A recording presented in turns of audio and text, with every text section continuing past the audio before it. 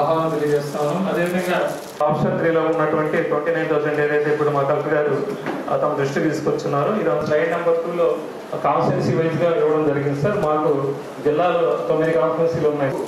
దాన్ని local ఎమ్మెల్యేస్తో consult చేసి వారి నియోజకవర్గాల్లో ఎవరెవరికి అడిషనల్ ఫైనాన్స్ వచ్చింది ఓవర్వ్యూ ఇచ్చి ఉన్నాము. డీటెయిల్గా ఒకసారి you can go through the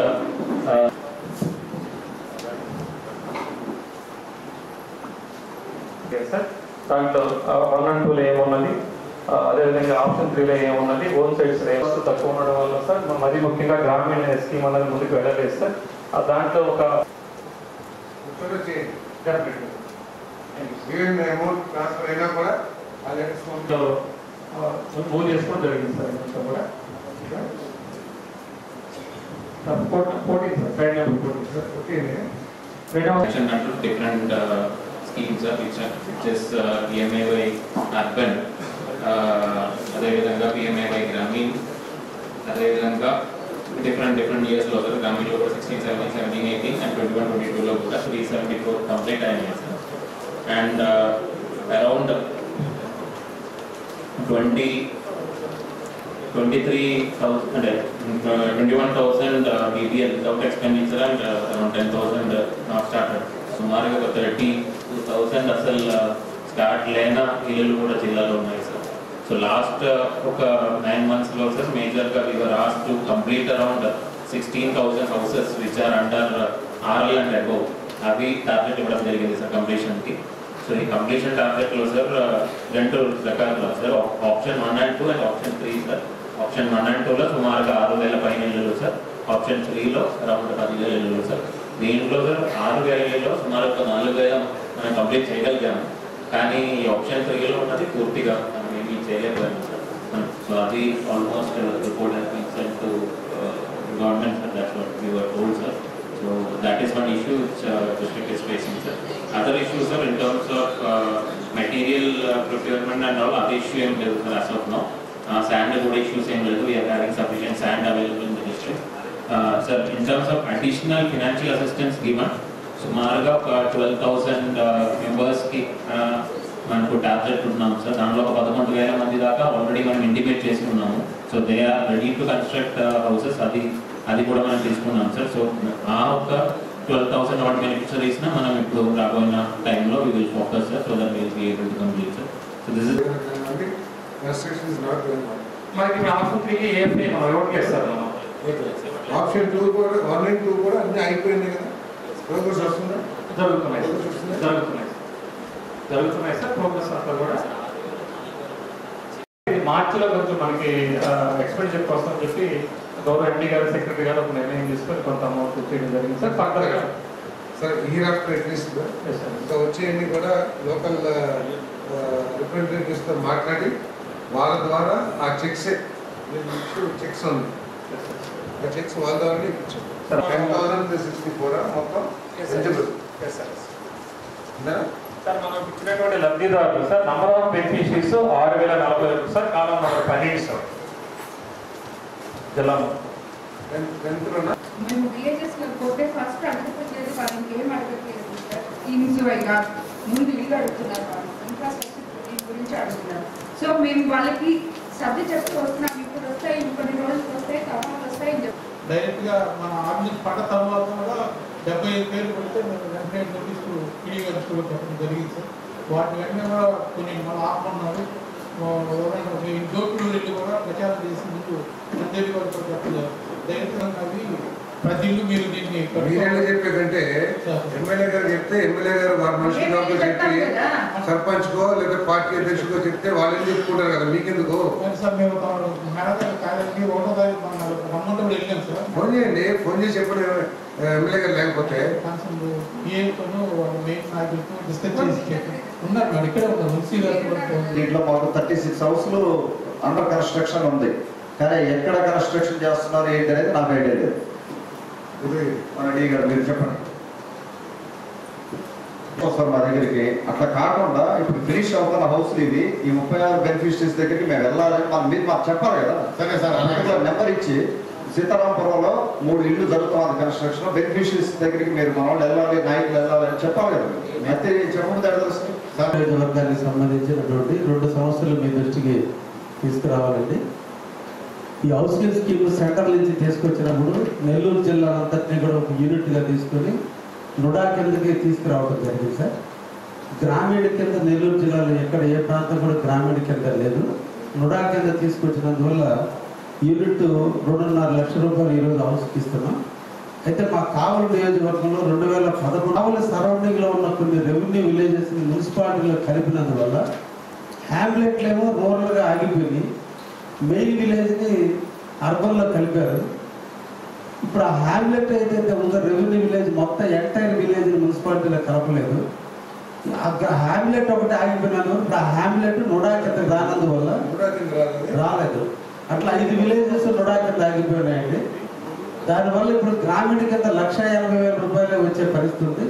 దాదాపు అక్కడ 280 మంది లబ్ధిదారులు ఉన్నారు. అంతా బీసీ ఎస్సీ కులస్తులకు సంబంధించి ప్రధానంగా నివసించేటువంటి వాళ్ళు ఇప్పుడు అర్బన్ కింద లేనందువల్ల 1,80,000 రూపాయలు వాళ్ళకి వచ్చే పరిస్థితి ఉంది. వాటిని కూడా నుడా కింద తీసుకుంటే 2.5 లక్షల రూపాయలు రావడానికి అవకాశం ఉంది. కాబట్టి ఆ 5 విలేజెస్ని దయచేసి తీసుకొచ్చారు only for the sake of housing. So అట్లా వచ్చింది. ఈ 5 విలేజెస్ ఏమైందంటే కావలి అర్బన్లో రాకపోవడానికి కారణం మెయిన్ పంచాయతీస్ వచ్చాయి, హ్యామ్లెట్స్ అయిపోయాయి. దాని మీద వాళ్ళు కోర్టుకు కూడా వెళ్ళారు. ఎలక్షన్ కూడా పోస్ట్పోన్ అవడానికి కారణం అదే. సో ఇటువంటి డిస్ప్యూట్ వల్ల జిల్లా మొత్తం మీద 5 గ్రామాలు ఉన్నాయి. 5 గ్రామాలను కూడా మనం అర్బనైజేషన్లోకి మనం మున్సిపల్ అడ్మినిస్ట్రేషన్ మినిస్టర్ గారికి రికమెండ్ చేసేసి అక్కడి నుంచి 5 కూడా తీసుకుంటే మనకి ప్రాబ్లం కాదు. లేకుంటే 5 గ్రామాలే ట్యాగింగ్ చేయాలి. ఏదో ట్యాగ్ చేయకోకుండా ఆ పంచాయతీ పేరు రాసేసి వచ్చేటప్పుడు సాధ్యం. అది ఓన్లీ సొల్యూషన్ మన మున్సిపల్ అడ్మినిస్ట్రేషన్ మినిస్టర్ గారు చేయగలరు. కొద్దిగా వాటర్ దృష్టికి తీసుకెళ్ళి యాక్చువల్గా మనందరూ కూడా తెలిసిందే రాష్ట్ర ప్రభుత్వ ఆర్థిక పరిస్థితి. అయినా కూడా 3,500 కోట్లు దాదాపు అడిషనల్ బర్డెన్ తీసుకుని దీన్ని అప్రూవ్ చేశారు. మీరు చెప్పిన డిమాండ్ ఏదైతే ఉందో తప్పకుండా ముఖ్యమంత్రి గారితో కూడా చర్చించి అవకాశం ఉంది. తప్పకుండా ఆప్షన్ 3 కింద వాళ్ళే తీసుకున్నారు. ఇది చూడండి అని చెప్పారు. తర్వాత మీకు అంతకుముందు కూడా చెప్పాను, నేను మంది గారికి చూపించాను. వరిగొండ పొదకూరు చూపించాను. వరిగొండ ఏంటి సుమారు 309 ఇళ్ళు, పొదకూరు 902 ఇళ్ళు. గిరిజన థర్డ్ ఆప్షన్స్ పాపం గిరిజనులు సొంతంగా కట్టుకోలేదు. అది చూపించి నన్ను ఆ ప్రహరీ కూడా బేస్మెంట్ గోడని ఎట్టుకట్టేది చూడయ్యా, సిమెంట్ వేయకుండా కేసు కట్టారు, నాకు కేసు కట్టారు. చూస్తుంటే వాడు కాలుతో తన్నమాట. తంతే నేను పడిపోతున్నా పడుకోడని చెప్పారు. పడిపోతే నేను పడుకుంటా ఉన్నారు. నేను పడిపోలే గోడ పెడతాను. ఇది 10 కాలాల పాటు వాళ్ళు అక్కడ బతకాల, తల్లి తండ్రి బిడ్డలు అందరూ.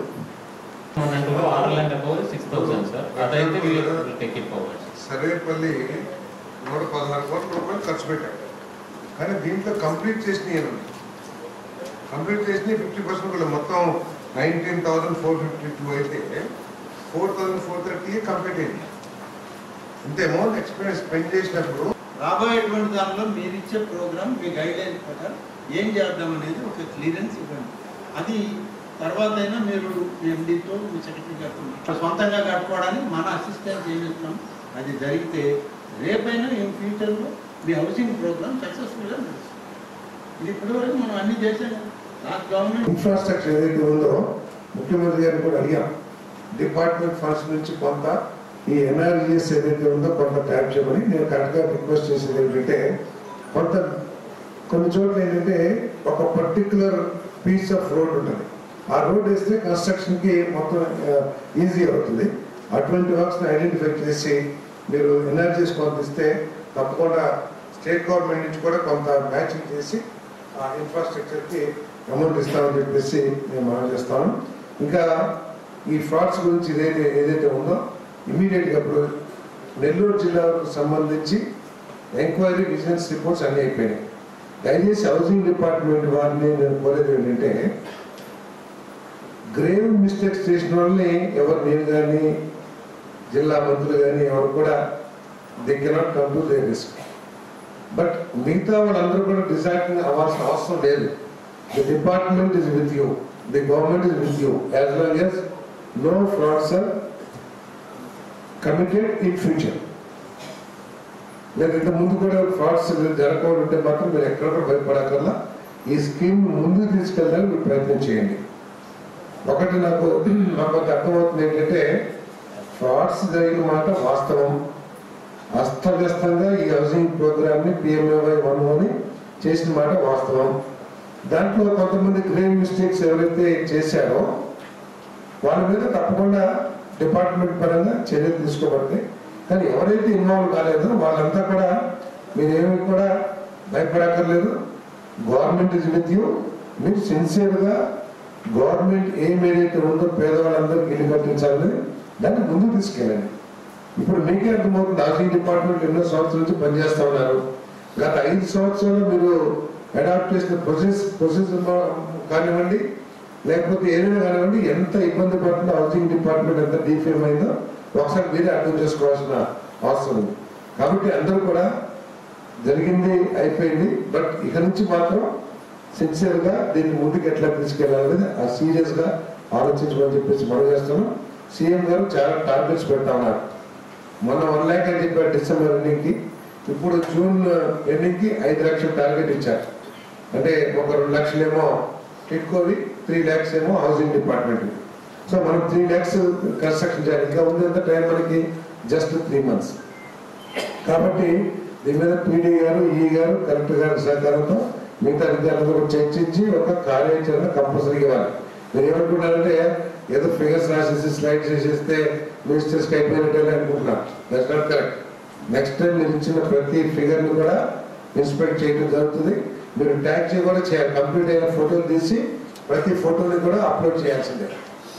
మీరు ఏదైతే కంప్లీట్ చేశారని చెప్పేసి మీరు క్లెయిమ్ చేస్తున్నారో అవన్నీ కూడా ఫోటోలు తీసి డిపార్ట్మెంట్కి అప్లోడ్ చేయాల్సిందే. దయచేసి అది మాత్రం ఓకే. నెక్స్ట్ ఇది జరిగిన వాటి గురించి ఏదైతే సోమిరెడ్డి గారు ఇవన్నీ చెప్పారో కరెక్ట్ గారు, దీని మీద కొంచెం సీరియస్ యాక్షన్ తీసుకోవాలి. దీని మీద ఎవరో గవర్నమెంట్ తీసుకోవాలనే ఉద్దేశం ఈ డిస్ట్రిక్ట్ లెవెల్లో కూడా మోసం చేసిన వాళ్ళు మాత్రం ఎస్సీస్ని ఎవరైతే ఇల్లిటరసీ లేకపోతే ఈ సోషల్ బ్యాక్గ్రౌండ్ని ఆసరా చేసుకుని మోసం చేశారో వాళ్ళ మీద కంపల్సరీగా మీరు పోలీస్ కేసు ఫైల్ చేయాల్సిందే. అది రికవరీ అయినా చేయించండి, లేకపోతే వాళ్ళ మీద ఏ విధంగా చర్యలు తీసుకుంటారో అదాట్ చేయండి. ఒకటి గవర్నమెంట్ డబ్బులు తినేశారు, తర్వాత పేదవాళ్ళు SC/STల డబ్బులు కూడా తినేశారు. ఈ దృష్టిలో పెట్టుకుని మీరు జిల్లా నాయకులందరితో కూడా చర్చించి ఏ విధంగా తీసుకోవాలో సీరియస్ యాక్షన్ తీసుకోవాల్సింది. తర్వాత థర్డ్ ఆప్షన్లో కాంట్రాక్టర్స్ ఎవరైతే ఉన్నారో అని వాళ్ళు మోసం చేసేసి వాళ్ళ దారిని వాళ్ళు తీసుకుని వేరే వ్యాపారాలు తీసుకుంటామంటే చూస్తూ ఉన్నారంటాం కూడా అది కరెక్ట్ కాదు. ఇప్పుడు ఒకటి ఏంటంటే గవర్నమెంట్కి వాళ్ళకి సంబంధం లేదని చెప్పేసి వాళ్ళు మాట్లాడచ్చు, కానీ it's a tripartite agreement. We are the facilitator. So మనం హౌసింగ్ పేదవాళ్ళకి ఇచ్చాం. మన బెనిఫిషరీస్ని మోసం చేస్తే వాళ్ళని కాపాడాల్సిన బాధ్యత మనది. పూర్ పీపుల్ హౌసింగ్ ప్రోగ్రామ్ ఇదేమో గొప్పది కాదు. కాబట్టి we have to extend our help వాళ్ళతో చేపిస్తాం. కానీ నాకు తెలిసినంత వరకు మరి ఎమ్మెల్యేస్ ఏ విధంగా తీసుకుంటారో ఫస్ట్ మన ఏఈస్ కానీ డిపార్ట్మెంట్ వాళ్ళు ఈ 5 సంవత్సరాలు సూపర్వైజ్ చేసిన ఇళ్లలో ఎంతవరకు సౌండ్ చేస్తుంది థర్డ్ పార్టీ ఆప్షన్లో మెయిన్గా పర్వాలేదు, ఫర్దర్ కన్స్ట్రక్షన్ చేస్తే ఏమి కాదండి చేయొచ్చు అని చెప్పేసి మీరు సర్టిఫికేట్ ఇస్తే మేము ర్యాండమ్గా ఏదోటి థర్డ్ పార్టీ టీం పంపించి కొంచెం చెక్ చేసుకుని ఓకే అనుకుంటే ఆ ఇల్లుని ఇమీడియట్గా చేయాల్సిందే. దానికి నెలలు తీసుకుంటే కూడా కాదు, ఒక వారం 10 రోజుల్లో మీరు సూపర్వైజ్ చేసిన ఇల్లు సౌండ్నెస్ మీరు చెప్పాలి. ఇంకోటి మన డిజైన్ కూడా రీడిజైన్ చేయండి. R&B వాళ్ళు ఉన్నారు, అదొక చిన్న హౌస్, ఎంత మొత్తం అంతా కలిపి 300 square feet కూడా ఉండదు. దాంట్లో డిజైనింగ్ చాలా మన అపార్ట్మెంట్స్ కట్టినట్లు లేకపోతే ఇండివిజువల్ హౌస్ కట్టినట్లు అంత రోడ్స్ కూడా ఉండవు. సో నోట్స్ అన్ని తీసుకుని అవసరమైతే ఆర్ఎండ్బి ఎస్సీ గారు ఉన్నారా? ఆర్ఎండ్బి ఎస్సీ గారు కానీ ఈ గారు కానీ ఆర్ఎండ్బి లేదు, అందరూ ఆర్ఎండ్బిలో ఉన్నారు. డిపార్ట్మెంట్ కొద్దిగా మీరు సాయం చేసి పెట్టండి. It's a small house of 300 square feet maximum, 300 square feet maximum. Okay, పైన 2-3 అంతస్తులు వేసే ఆలోచన ఉండదు. పర్మిషన్ కూడా మా హౌసింగ్ లో ఉందని లేదని అనుకుంటున్నాను. ఏం వేస్తే ఒక 4 వేసుకుంటాను. సో దాన్ని తీసుకుని మీరు ఎంతవరకు యాక్చువల్గా ఫౌండేషన్ కావాలి, ఎకనామిక్ మోస్ట్ ఎకనామికల్గా దయచేసి ఒక సజెస్టివ్ డిజైన్ ఉంటుంది. ఎందుకంటే దీంట్లో చాలా ఇది ఉన్నాయి. నాకు ఉన్న ఎక్స్పీరియన్స్ ప్రకారం చాలా చోట్ల ఏం చేస్తున్నారంటే మేస్త్రులు చెప్పేసి ఒక 9 పిల్లర్స్ వేసేస్తున్నారు. నాకు మన కళ్ళకి కామన్ సెన్స్ ఉన్న వాళ్ళందరూ కూడా అర్థమవుతా ఉంది. వాళ్ళ బెనిఫిషరీస్ ని మిస్లీడ్ చేసి ఇష్టం వచ్చినట్టు కాలమ్స్ చేస్తున్నారు. కాలమ్స్ అక్కర్ల. సో అవన్నీ చూసి మోస్ట్ ఎకనామికల్ గా 300 square feet ఒక సజెస్టివ్, ఇట్స్ నాట్ బైండింగ్ నాకు tomorrow you not be responsible, but suggestive గా ఒక డిజైన్ ఇవ్వండి. పీడీ గారు కొద్దిగా కోఆర్డినేట్ చేసుకుని, ఎందుకంటే జనరల్ గా మేమైనా సరే ఎవరైనా సరే ఇంత ఉండాలి అని రకరకాల మాకు కూడా అభిప్రాయాలు ఉన్నాయి. దాన్ని దృష్టిలో పెట్టుకుని గౌరవ శాసనసభ్యుల్ని ప్రజాప్రతినిధుల్ని సాటిస్ఫై చేస్తానికి, వారి ద్వారా బెనిఫిషియర్ని సాటిస్ఫై చేస్తానికి ఆ డిజైన్ ఒకటి చూడండి. ఓకే, అదొకటి చేయండి. అది చేసేసిన తర్వాత తప్పకుండా మీరు ఈ కన్స్ట్రక్షన్ ముందుకు తీసుకెళ్లాల్సిందే. మీరు ఆ థర్డ్ పార్టీ కాంట్రాక్టర్స్ ఎవరున్నారో సీరియస్ గా మీరు కన్వీనియంట్ మీటింగ్ సార్ పీడీ లెవెల్లో చేసి వాళ్ళు ఎవరైతే ముందుకు రారో వాళ్ళ మీద డిపార్ట్మెంట్ ఆల్రెడీ రిపోర్ట్ ఉంది. ఇంకా కూడా ఫర్దర్ రిపోర్ట్ మీ డిపార్ట్మెంట్ మన డిపార్ట్మెంట్ నుంచి కూడా ఇవ్వండి. ఫలానా కాంట్రాక్టర్ వాళ్ళు మధ్యలో వదిలేసి వెళ్ళిపోయారు, అందరూ కూడా నాకు తెలిసి ఫిల్లింగ్ చేయకోకుండా డబ్బులు తీసేసుకున్నారు. మనకు పీడీ గారు సో ఆ ఒక్క కాస్ట్ చాలు వాళ్ళ మీద కేసు పెట్టాను. తర్వాత వాళ్ళకి అగ్రిమెంట్ కంప్లీట్ చేసిస్తానని చెప్పేసి కంప్లీట్ చేసి ఇవ్వట్లేదు. కాబట్టి ఇట్ ఈస్ వాళ్ళు మోసం చేసినట్లే. కాబట్టి వాళ్ళ మీద తప్పకుండా మీరు ఇంకా అవసరమైతే లాయర్స్ కన్సల్ట్ చేశారు సార్. వాళ్ళ మీద గట్టి యాక్షన్ తీసుకోకపోతే వాళ్ళు అసలు మూవ్మెంట్ లేదు. వాళ్ళు ఏమనుకుంటారంటే మనం అయిపోయింది, మనం సంపాదించుకుని వెళ్ళిపోవచ్చు అని చెప్పేసి 2-3 రిజిస్టర్ చేశారు. అది ఎట్లా చేశారు? గవర్నమెంట్ ఎంఆర్ఓ కూడా ఇద్దరు చేస్తారు, ప్రైవేట్ రియల్ ఎస్టేట్ మోసం చేశారంటే అనుకోవచ్చు. కానీ సో అవి ఇమీడియట్ గా ఒకటి చేయండి. తర్వాత నేను ఎక్కడ చూడని అలాట్మెంట్ లెటర్స్ చూశాను. ఎంఆర్ఓతో సంతకం చేసే ఉన్నాయి మన దగ్గర, ఇవ్వండి. తర్వాత అన్ని రాష్ట్రం అంతా నేను చూసిన ఆ పట్టా కాగితాలు ఒక రకంగా ఉంటే అక్కడ కొన్ని అప్పటికప్పుడు ఎలక్షన్లో ఇచ్చారట. కానీ ఎలక్షన్లో ఎక్కడ కూడా పట్టాలు ఇచ్చినట్లయితే నాకు తెలియదు. గవర్నమెంట్ ఎలక్షన్ టైంలో అప్పటికప్పుడు హడావిడిగా ఇచ్చారని చెప్పేసి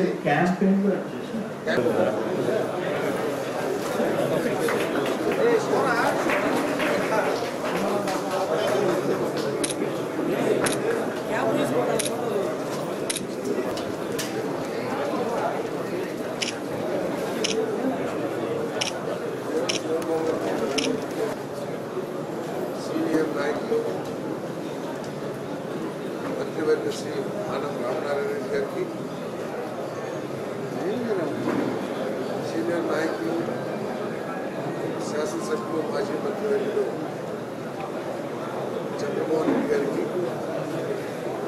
సర్వేపల్లి శాసనసభ్యులు స్వామి చంద్రమోహన్ రెడ్డి గారికి, సోదరి శాసనసభ్యురాలు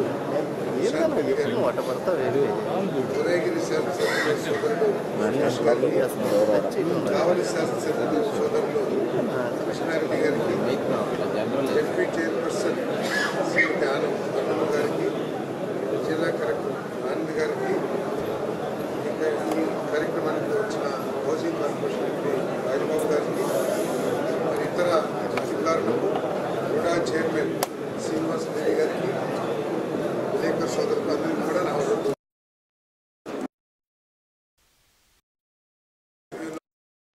పార్టిసిపేట్ చేశారు. గత ప్రభుత్వం ఈ హౌసింగ్ ప్రోగ్రామ్ని ఎంత దారుణంగా, ఎంత ఘోరంగా అమలు చేసింది అనుకుంటాం.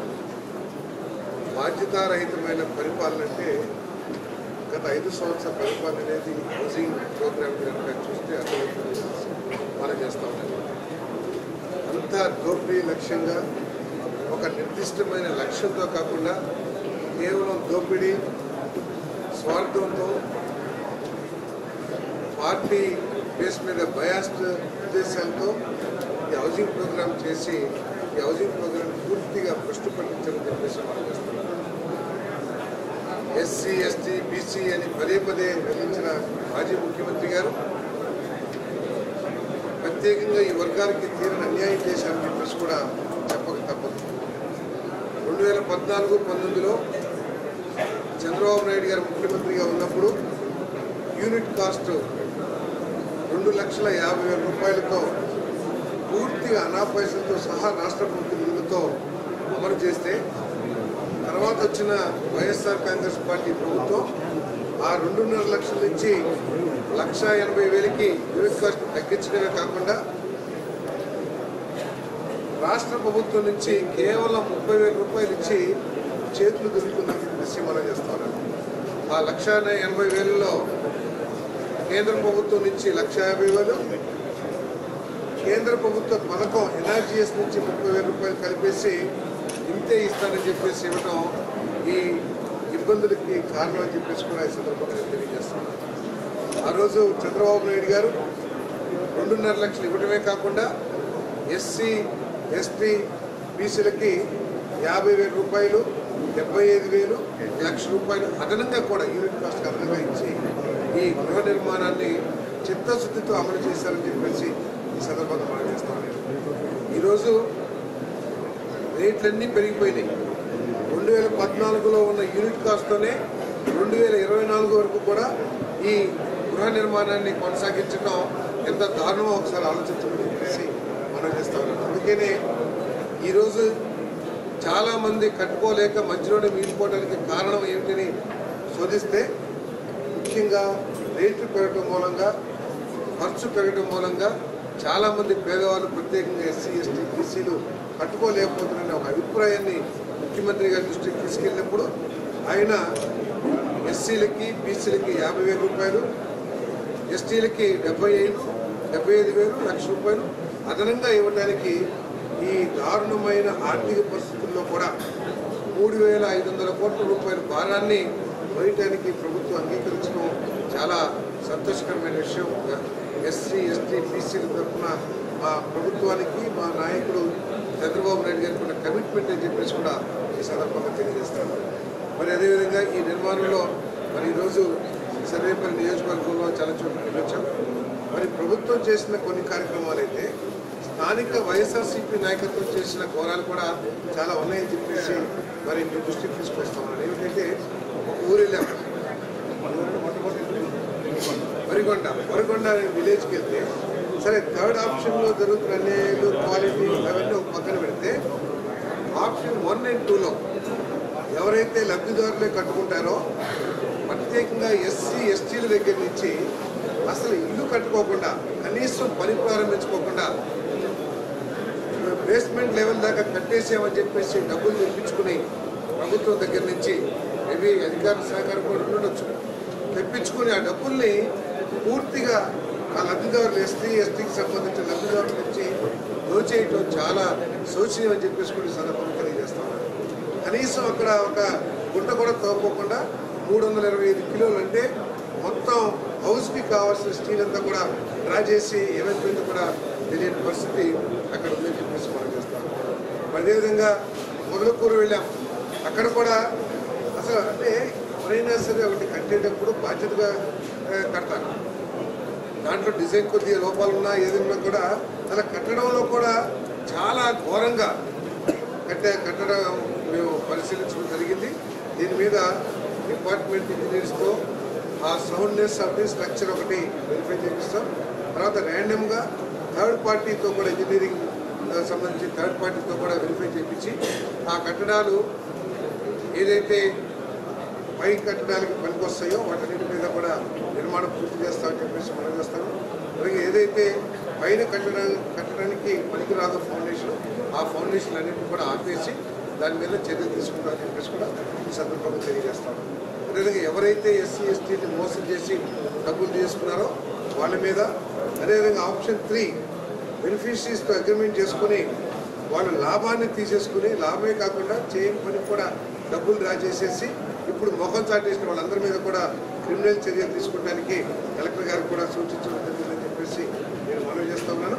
తప్పకుండా రాబోయే రోజుల్లో ఈ హౌసింగ్ని ఇంకా బెటర్గా ఏ విధంగా చేయాలి అని, ఎందుకంటే ముఖ్యమంత్రి గారి యొక్క ఆలోచన అర్హత ఉన్న ప్రతి పేదవాడికి కూడా మంచి గృహ వసతి ఏర్పాటు చేయాలనేది ప్రభుత్వం యొక్క లక్ష్యం. ఆ లక్ష్యంలోనే భాగంగా గ్రామీణ ప్రాంతాల్లో 3 సెంట్లు ఇళ్ల స్థలం, అర్బన్ ప్రాంతాల్లో 2 సెంట్లు ఇళ్ల స్థలాన్ని కూడా ప్రభుత్వం చిత్తశుద్ధితో ప్రయత్నం చేస్తుందని చెప్పేసి కూడా మనం చేస్తాం. రాబోయే రోజుల్లో అది కూడా ఇస్తామని చెప్పేసి మనం చేస్తాము. మరి ఏదైతే అవకతవకలు జరిగినాయో వాటి మీద కఠిన చర్యలు తీసుకుని మన పేదవాళ్ళకి ప్రభుత్వం అండగా ఉంటుందని చెప్పేసి కూడా